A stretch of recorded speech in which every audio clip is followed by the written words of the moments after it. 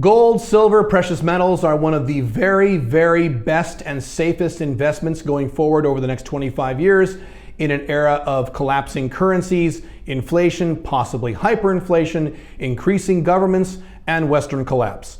And so if you're going to invest in precious metals, you need to know where to store these things so they don't get stolen or you don't lose them or have other problems.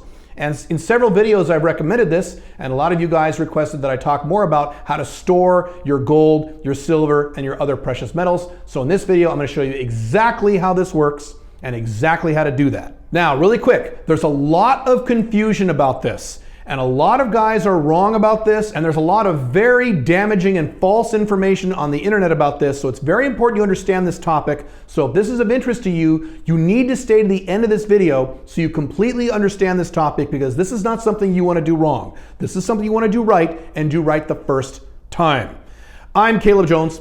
This is Alpha Male 2.0. I make a six-figure international location-independent income while dating multiple attractive women, and I show men like you how to do the same thing. All right, here's how you store your gold and silver. There are four basic ways you can do this. I will cover all four. Now, something I'm not going to cover in this video is how to buy your gold and silver. That involves things like non-numismatic coins. That's a topic in and of itself. If you really want me to do a topic on how to buy gold and silver the way I buy it, there's a lot of different techniques. Some techniques are better than others. Let me know in the comments, and I can certainly do another video on how to buy gold and silver coins or gold bars or ingots or whatever you're excited about. But in this video, I'm going to cover how to store your gold so that it's safe. Cool? Cool. Okay. Some of these techniques I recommend. Some of these techniques I do not recommend. So some of these items I'm going to show you, I'm going to tell you very clearly, don't do them. I want you to be aware of them as options so that when you hear about them from other people, you'll get the full story, because I'm going to tell you the negatives of these things. So I'm going to cover all the ways in which people store gold, but I'm going to give you the ones that I recommend that are good and the ones that I don't recommend that are very, very bad, or at least potentially very bad. Okay, so number one, top of the list, is the easiest one, is you can store them in your own home. Now, if you want to store your own gold or silver in your own house, that's okay, as long as you don't have too much. And I don't know what too much means, because that's really dependent upon your income and your risk assessment level and how nervous a guy you are. Every guy is different about this. Some guys are super paranoid. Some guys are pretty relaxed about it. Some guys consider $10,000 in gold coins a lot. And some guys consider that nothing and consider $100,000 in gold coins a lot. So it really depends on what you consider to be a lot and how nervous you are. But if you have not a lot of gold coins, not a lot of silver, you can get a safe in your house and keep it in your house. Now, a few things about a safe. You need to make sure it's UL rated with a UL rating of at least 1800. That will protect whatever's in the safe from things like fire. And also, something else about safes, if you're going to include any documents in your safe, any paper in your safe, you have to make sure the safe is waterproof. And the reason for that is if your house burns down, what are the fire trucks going to do? They're going to blow water all over everything. So what happens is people get these safes that are good safes, but they're not waterproof. They open up their safe and all their documents are drenched and useless because it wasn't waterproof. So make sure your safe is waterproof, and make sure it's UL rated at least 1800 to protect against heat for things like fire and things like that. I also tend to recommend that guys do not get electronic safes. I think you should, in my opinion, this is my opinion, you should get the old-fashioned, spin the lock 3 times type safes, because there's a less potential for problems if there's no electronics involved. Just my opinion. Now, a lot of electronic safes have a fail-safe key, actual keys you can use. I guess you could do that, but then you have to worry about keys. So either worrying about keys or worrying about a combination, that's up to you. Do whatever you want. Something else about having safes, one of the tricks with safes is that someone could break into your house and just pick up the entire safe and leave with it. Now, that's probably within the 2% rule in most of your scenarios, so that's probably not something you need to worry about. But if for some reason you are worried about that, or you live in a more dangerous area, what you should do is either bolt the safe to the floor or to the wall. If that is not an option for you because you don't have the tools, or you rent your apartment, you can't modify it that way, put something extremely heavy on top of the safe, like a refrigerator. I've had guys do this. They put a safe in and they put their refrigerator on top of the safe, and they cover the front of the safe, or they spin it around so you can't see the front. Great. No thief is going to be able to move your refrigerator. Or something similarly heavy, put something very heavy on it to protect your safe. Once you get to the point where you're having more than what you're comfortable having in your home, then you need to look at one of these other options. So I only recommend storing gold and silver in your home if you don't have very much. That's just my opinion. Option number 2 for storing your precious metals is that you can store them in someone else's home. This would be someone you trust, and you don't have to trust them completely because you're going to put a safe in their house, but you're not going to give them the combination. So you just work this out with them. Either it's a very close lifelong friend or a family member, your dad, a brother, your mom, something like that. That's fine. I've had guys do that. You buy the safe yourself, you hide it somewhere in their house, you follow all the same rules, put something really heavy on it or bolt it in. Do not tell them what the combination is. Don't give them the key. Don't even tell them what's in it. Just say some important documents or something. And then you can leave it in someone else's home. That way, if someone breaks into your house, they're not going to find shit. I've always been in that scenario. If anyone ever breaks into any home that I own, they're not getting very much cash or gold because I have very little of that stuff in homes I own. I have all my stuff in other places, including cash. I don't want to store a lot of stuff in my house. That's not safe long term. A little bit's okay, as I said, but not a lot. So you can certainly store this somewhere else if you want. Perfectly valid as long as you take the proper precautions. And obviously, you need to trust this person that they're not going to get a drill and drill into your safe or something. You know, maybe if it's your mother and she's a little old lady, probably not going to happen, but then you have to worry about security. Does she live in a secure area? Things like that. You need to evaluate all those things. This person who you're thinking about, does this person live in a safe neighborhood? Or do they live in like a fenced community or something like that? Think through those factors. Obviously, the more money you have, the less likely you want to store at your home, which means you need to make a lot of money. And one of the fastest ways to make money is to start your own Alpha 2.0 business. And if you want to do that, you don't have a lot of money, you can get this book right here, Big Income from Little Work, at this link right here, bigincomefromlittlework.com. I think that book is like $20 and it shows you how to build a business where you can make easily $75,000 a year, location independent. Kind of a good deal. I strongly recommend it if you have any interest in starting your own business. And it's one of the cheapest books I have. Number 3 on this list is something that I do not recommend you do. I'm just stating it here because I know you're going to hear it from other people and I want you to hear it from me because these people aren't going to give you the negatives that I'm going to give you. They're not going to give you the full picture that I'm about to give you. And number 3 is storing your precious metals in a bank safety deposit box. Do not do this. We live in a corporatist era where these banks do whatever other banks and the government tell them.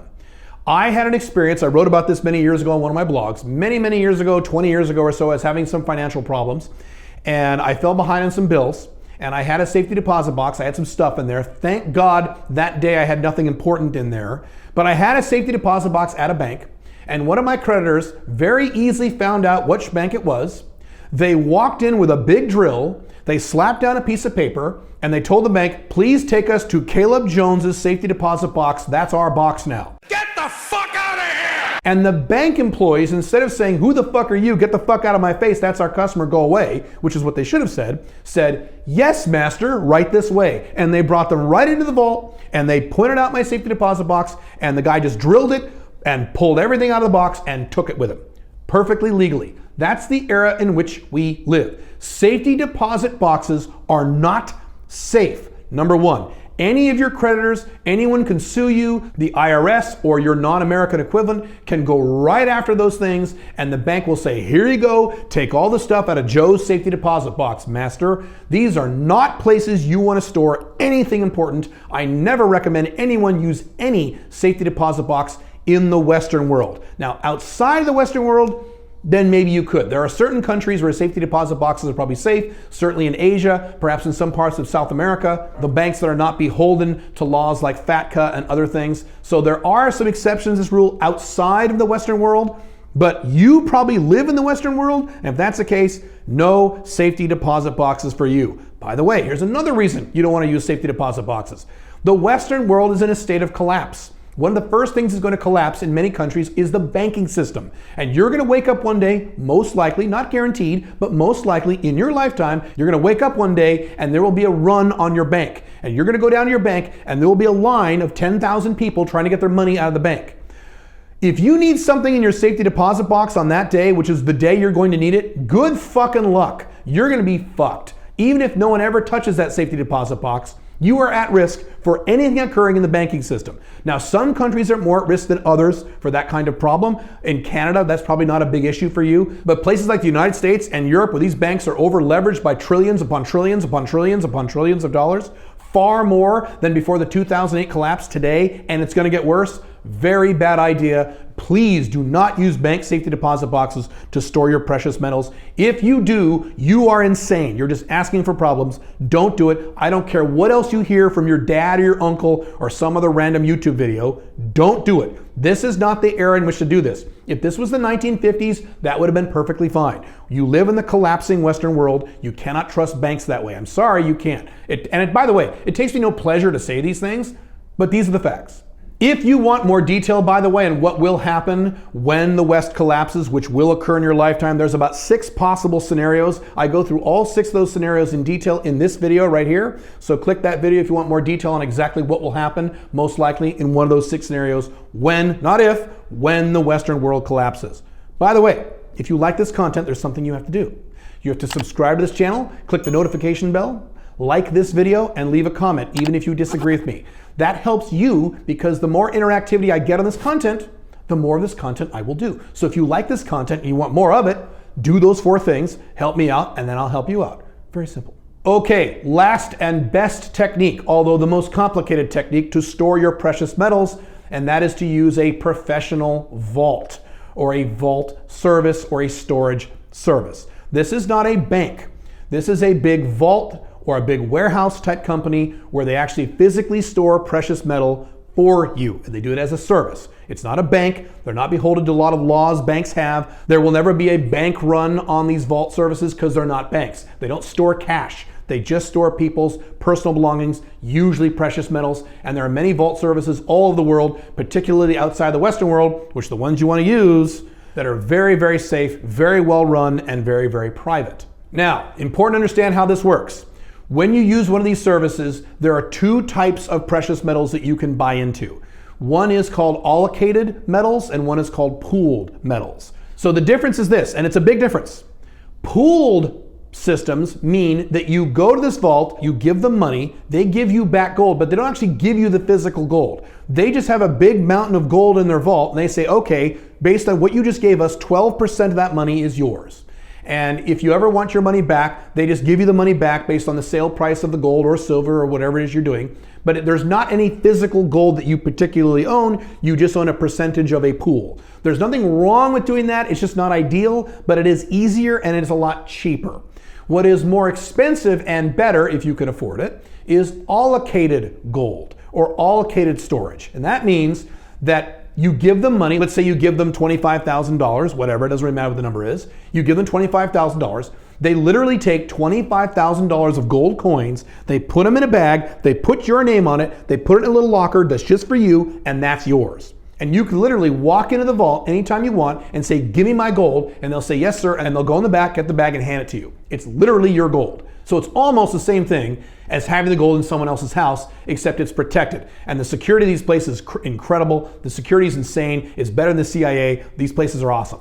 But that costs more money and is a little more complicated. There will be some paperwork you'll have to do and other things, but it might be worth it if you have a lot of gold. And frankly, if you have a lot of gold, you probably have a lot of money. So the extra cost shouldn't be a big deal to you, right? I mean, that's my opinion. To be honest, there is a third category called segregated gold, where you actually bring your gold or your silver and you hand it to them, and then they put it off in a separate vault in a separate bag. It never touches anyone else's gold. So that's a third level of service that costs even more, but it really depends on the vault service that you use. If you use a vault service, I strongly recommend, obviously, that you do not use one in the Western world. Use one outside of the Western world because you will get more privacy, you will get more protection. The Western world is collapsing. I don't think it's a really smart idea, in my opinion, to have a big mountain of gold or silver stored in a vault in the United States or in Europe.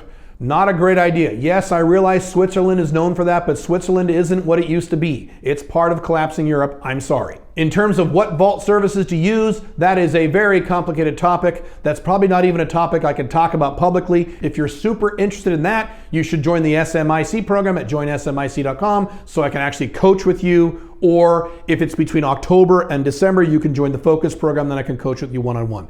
But the topic of specifically which vault services to use is pretty complicated. Not something I can get into in a public video on this. That's it. That's the bottom line on storing your precious metals. If you want more information on Alpha 2.0 business, in terms of the difference between Alpha 2.0 business and maybe some excuses or concerns you have in starting an Alpha 2.0 business so you can make the money to buy your gold, you can click this video here on how you can have a scalable Alpha 2.0 Business. And certainly if you like this content, definitely subscribe. I'll see you in the next video. Bye.